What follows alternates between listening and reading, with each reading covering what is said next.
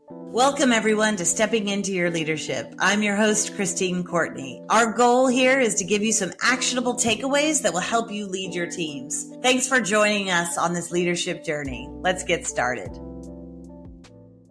Hi, everyone. Welcome to Stepping Into Your Leadership. I'm your host, Christine Courtney, and I am very excited today to bring back an old friend and colleague, actually bringing him out of retirement just for this episode. So that's how important he is. I'm excited to bring back Ray Vicencio, who is here with us today. He was our CFO, controller before that. You name it. I like the word controller for him because that pretty much sums up what he would have to do with me, control me. And we worked very closely together in leading our companies, and he's really instrumental in so many parts of keeping us on the right path financially, and just a real solid person for me to lean on. And I value him, and I miss you, Ray. I miss you. I miss you too. But you got to retire. That's inspiring. So I'm excited, but I brought him back because we are doing this whole series on when you look at these personality assessments, and we do them all the time with folks in different businesses, and whether it's DISC or social styles or the APQ or Working Genius or Colby Index or any of these, they're all based on some of the same social science research. And when we talk about a certain type, we've talked about drivers, we've talked about, amiable personality types in the workplace. And today we're going to talk about the analytical person in your workplace. In DISC, it's known as the C, the conscientious worker. In social styles, it's the analytical person. That is Ray in a nutshell. And once I thought about who is the person that exemplifies this the most that I've ever worked with, it's Ray. And he's taught me a lot in terms of how to work better with analytical clients, analytical employees, and so forth. Because of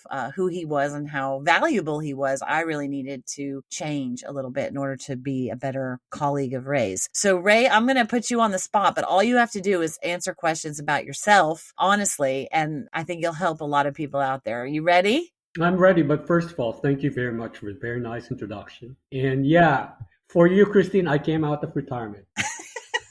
All right, so here we go. I'm going to start with a hard one. Ray Okay. does not like my pop quizzes, so I have to make sure that he got these questions ahead of time, that he's been able to see them, right? Some people that we work with, they're like, whatever, just throw me whatever in the moment. That is not an analytical style, right? So Ray, with that in mind, what is your biggest pet peeves at work? Okay. Well, as you know, my reporting requirements, most especially, I usually work under very tight deadlines. There's a lot of requirements to the banks, to management, to whoever needs it. So my biggest pet peeve is, especially when I have to depend on someone else, when the information is not readily available to me. My biggest challenge is having to depend on people who I don't have control over, especially with timelines. Because if I had to depend on getting information from them, then I'm only as good as how fast they could respond to me. And unfortunately, a lot of times they don't have the same sense of urgency as I do. So that is my biggest pet peeve.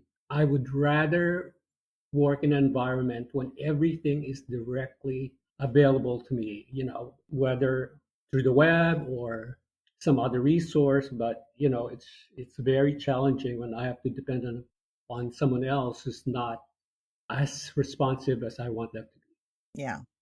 Yeah, that's a good one. And I remember hearing that phrase, sense of urgency, from you a lot over the years, right? So because we worked together about 10 years? Yeah, almost. Yeah. So what else? What else besides that? What else? When someone is not as detailed oriented as I'd want them to be, when they do not communicate exactly what is needed, and so I have a difficulty deciphering how to go about doing something most effectively. I'd rather that someone be not verbose, but like spell out exactly what they hope to achieve or what the goal is. And then they tell me what the input or the information would be available to me so that I could devise the analysis required to Yeah. do the stuff that they need.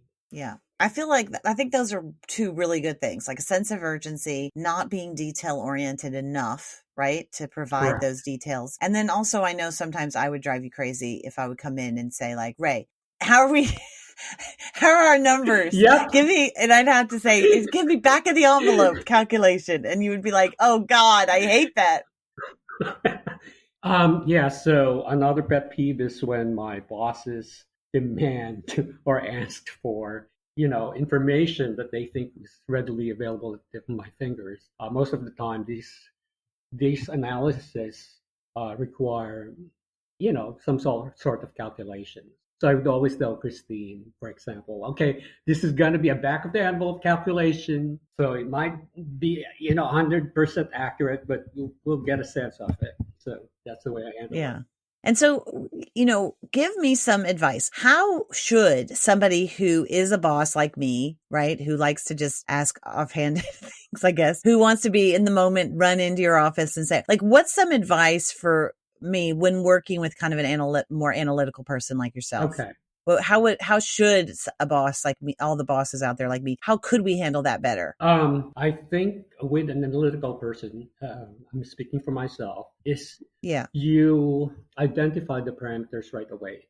You need to say, I know this is not going to be a thorough analysis, and I don't need that. But can we just run the numbers really quickly, back then off calculation, so that you set the expectations right away. Mm-hmm. A lot of times when someone comes to me, for example, because I'm so used to like a detailed analytical calculation, then I always work on that under that premise that it has to be exact, has to be accurate. So you need to, if you just need something like real quickly, because an analytical person is not happy when you spring some ad hoc Mm-hmm. analysis. They need a lot of time and preparation. So you have to tell them, I don't require a detailed 100% analysis. I just need an idea or, back of the envelope calculation. Can we do this now?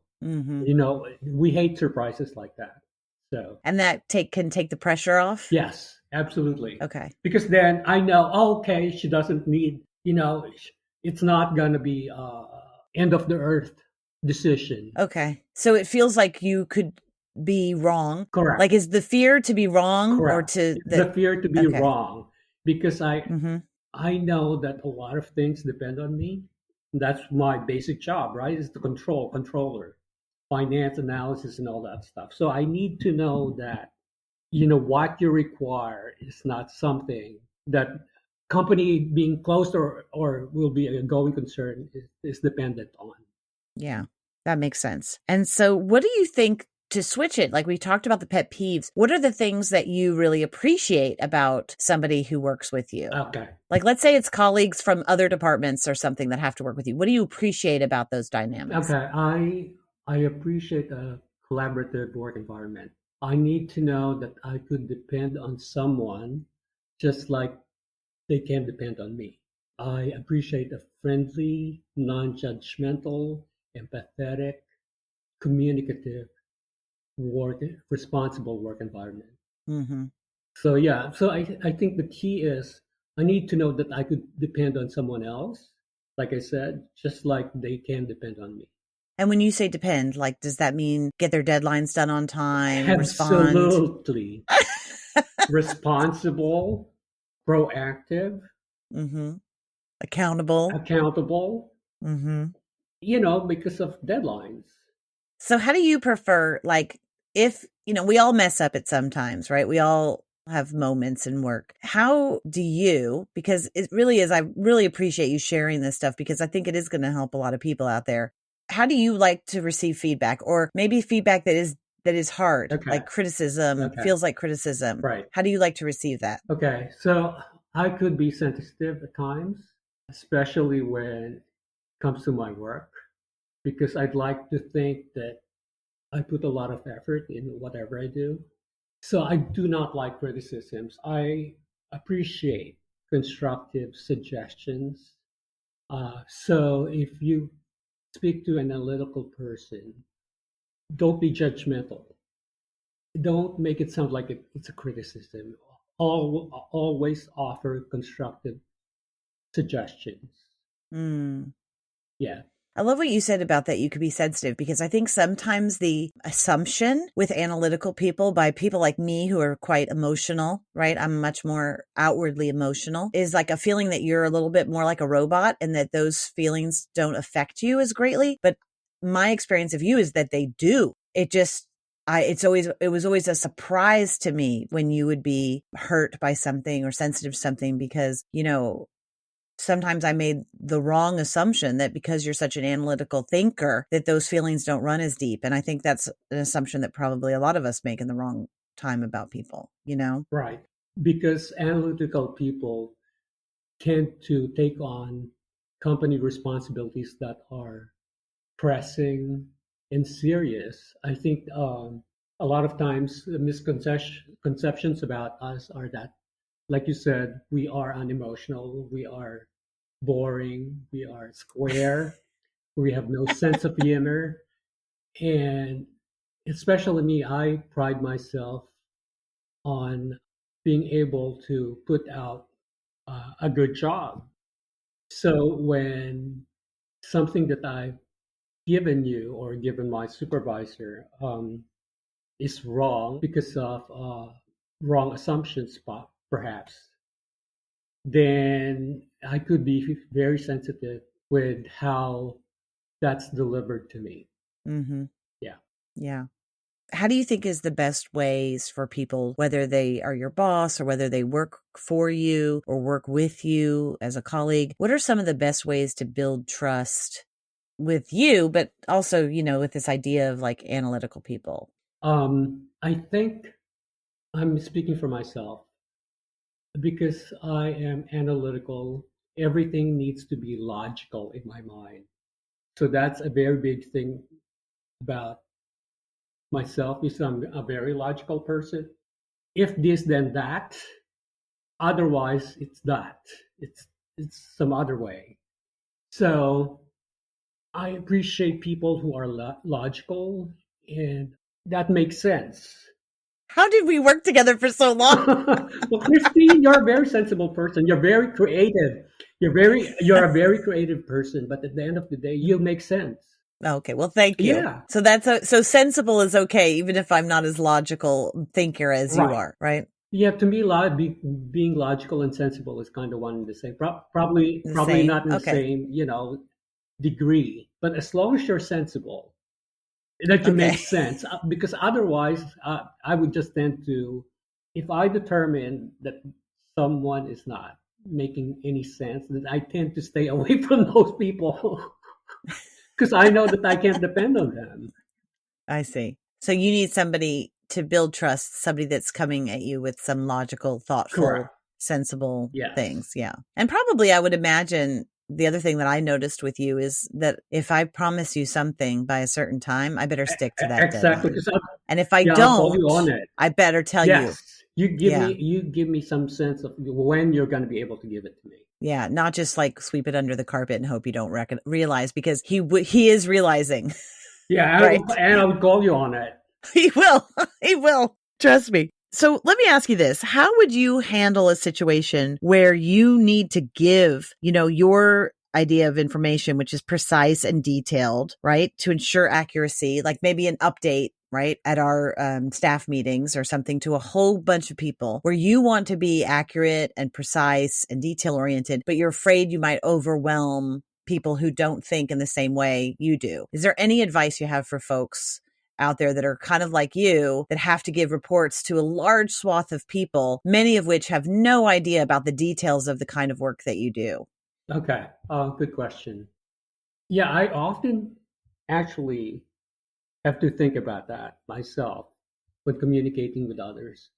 Sometimes I have a tendency to be TMI, give too much information. And because my thinking is that the person I'm communicating with fully understands where I'm coming from. So I have to keep myself from doing that. So I would then just think of the other person that is receiving the information that I'm giving.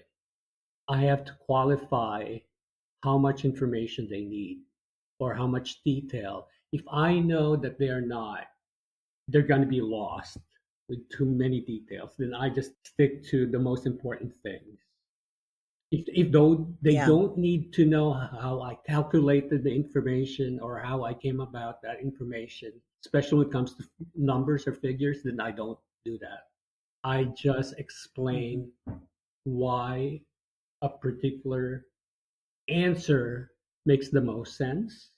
And if it doesn't need a lot of details, then I don't include it. Yeah. Another thing you just made me remember, something that you did that I thought was really well. And I don't think you did it in the beginning, but I know you did it pretty soon after because I think, we probably had the first time you presented, let's say at our all hands staff meeting, you probably did share Too much. too much detail. Right. And I think you and I talked about that. And so then the next time, because Ray does take a note, like an analytical person takes a note, they take it to heart, like you said, and they want to be good. So I remember you also coming to me before those meetings after that and saying, Christine, these are the things I think. Like you would write to me before, a couple days beforehand, because you would always be prepared ahead of time as opposed to some other people who wing it. Right. So you would send it to me ahead of time and say, these are the things I think that I should share with the group. What do you think? And then I was able to then say, this is great and highlight this. And then you know what? You don't need to share this, or you don't need to share the details of this, so that I could give you that feedback ahead of time, which then made you more comfortable going into the meeting. Because remember, folks like Ray and analytical folks want to be correct. They want to give correct information. They want to do right by the company. They want to do right by the people in the company, and they want to do right by the numbers, right? And so it's really important that we allow them to be successful at that so that they feel good about what they're contributing. Yeah, man, you just remind me of something also. Yeah. Because of my position, I see everything, right? I see the numbers, I see financial information that no one else in the company needs to know. Mm-hmm. Especially in the very beginning, I needed to check in with you before I deliver any information that it's okay for me to share such information.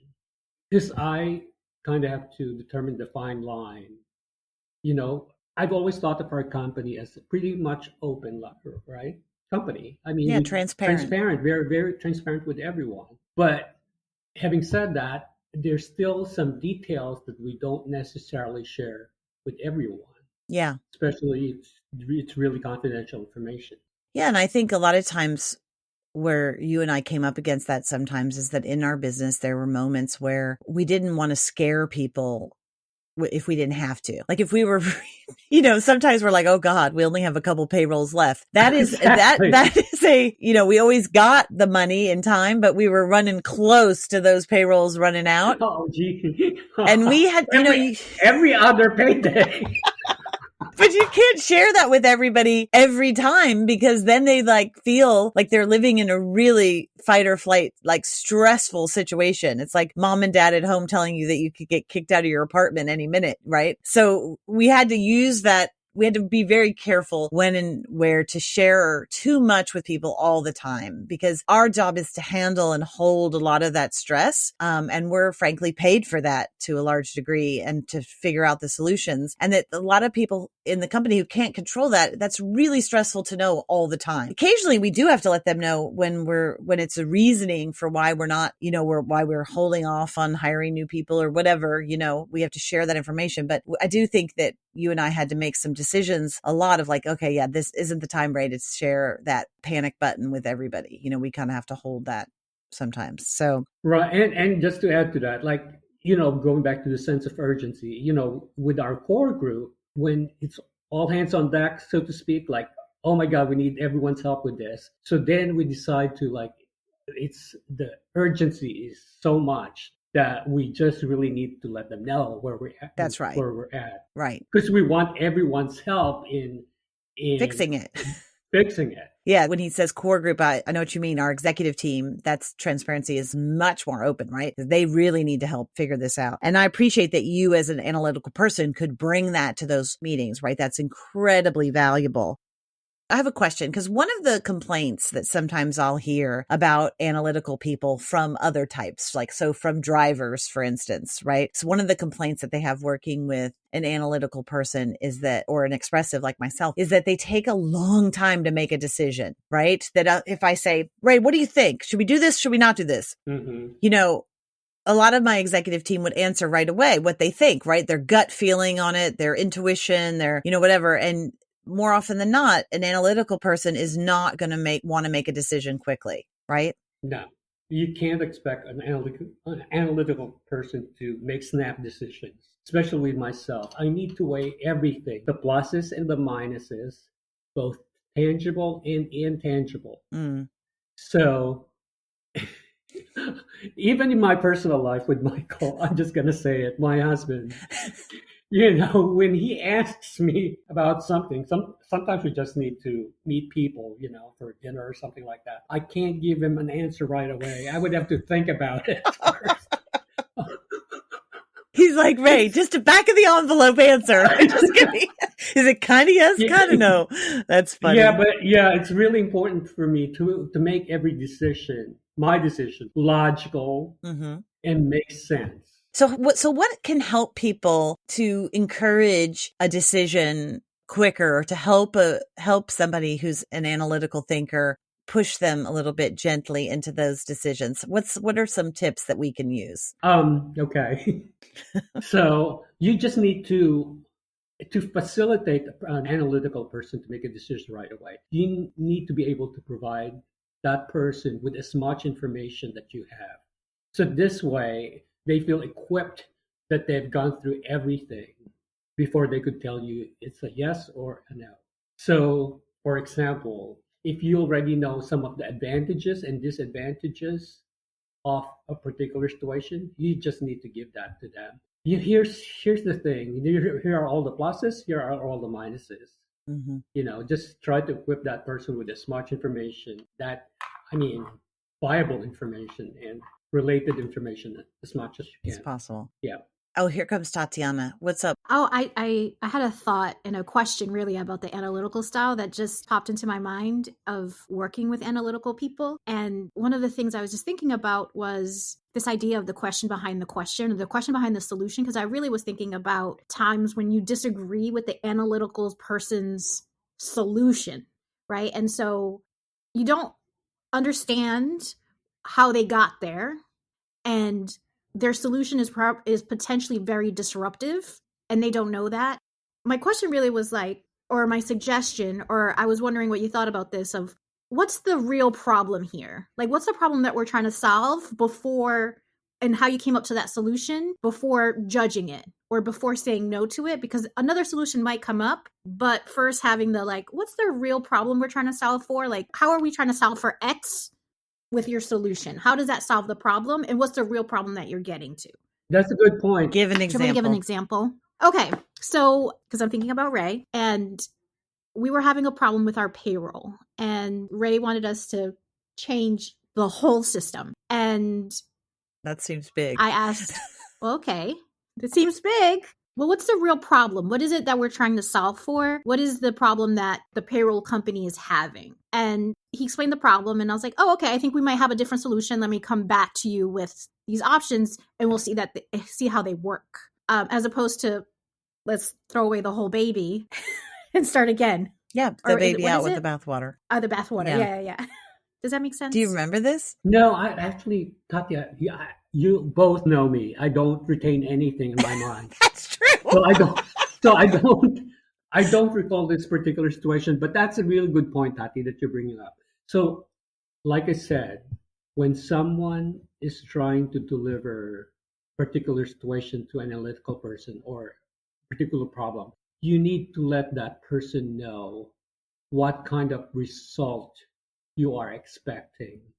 You have to identify the goal, because if you do not identify the goal correctly with that person, they might be thinking of something else, which is totally unrelated to what you're trying to solve or what you're trying to get at. Yeah. And if I go back to that moment, what I think probably happened with you is that the payroll was wrong, right? It was wrong. And you were really frustrated. You do not like to be wrong more than just about anything in this universe. Do you know what I mean? Like being incorrect. In other words, putting out something, it's very stressful to have, especially when you're talking about people's paychecks and everything else. So I'm sure there was that part of you that was like, we got to get rid of this system because it's not working. We're too incorrect, And so I think that was probably where you were coming from in that statement, if I was to guess. No, it had to do with people getting paid outside of the pay period. And so we were reporting that time as a current pay period as opposed to that it had occurred in a different time. Okay, I just want to say that you guys are both getting very analytical right now, and we are in the weeds, and this is boring and doesn't matter to the rest of our listeners. So this was a perfect example of Tatiana's analytical mind getting activated by another analytical, and then me as an expressive going, this is boring.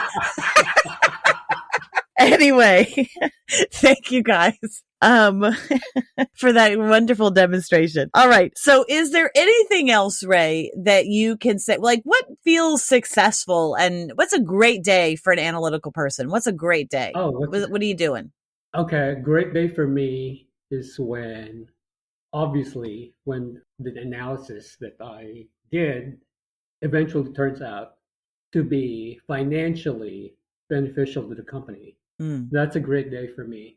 Like when everything translates to dollars, either savings or more dollars coming in, then that's a great day for me. Or if I'm able to solve a problem financially, that's a great day for me. Like all of a sudden, we're able to collect a lot more money, which, we're able to pay for something, especially payroll, then that's a great day for me. Yeah. I love it. Solving problems, right? That's at the heart of it. So that's great. And I also know that you love checking off some boxes on a to-do list. So that's also, if you added that in there, like everything was checked off, that may be, your best day ever. Yeah, I'm very task oriented. As you know, I cannot multi-process. I have to do things like in order. I always have a checklist. So with me, when requirements are coming in, like a whirlwind, I need to get organized and I got to prioritize each and every item. So I always work on them as a tasks, and I feel really happy when I'm able to check off as many as I can. Awesome. That's great. Ray, thank you so much for joining us today. You really gave us some insights into the analytical mind and how valuable those people are, just like you are to us, and how important it is to learn how to work with them better. And if you're an analytical person, some little tips on how to work with the rest of us crazies a little bit better too. So, Ray, thank you very much. You're welcome. Thanks, everybody, for listening. I'd like to give a special shout out to our podcast producer, Richard Francisco. Check out our notes for any details. And if you get anything out of this, please follow us. And if you enjoy it, please take a moment to rate us or write a comment. It will mean the world to us. We'd love to hear from you. And if you just can't get enough, follow me on TikTok and check out tlpnyc.com/podcast for more information.